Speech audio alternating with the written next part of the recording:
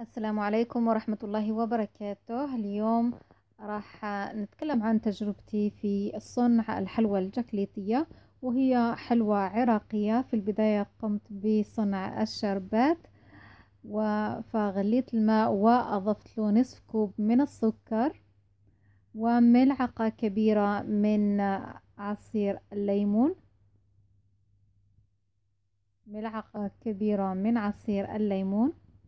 ثم استخدمت المقادير الموجودة على الشاشة. في البداية أضفت الزبدة، أذبت الزبدة وضفت لها حليب بودرة وفرينة نصف كوب وملعقة كبيرة من النشاء، وحمصت هذه المكونات على النار مع الخلط المستمر. نبقى نعمل هذا الشيء إلى غاية ما نتحصل على لون بني داكن.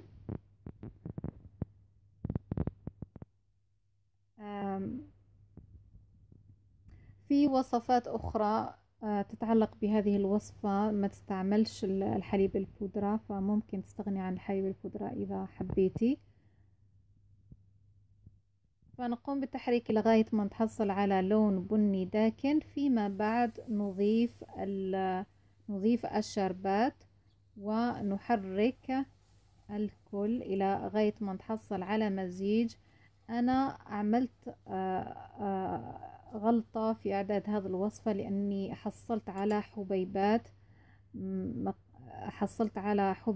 لم أتحصل على مزيج متجانس.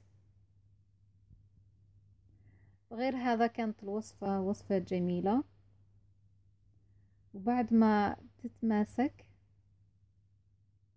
هذا شكلها بعد ما تتماسك.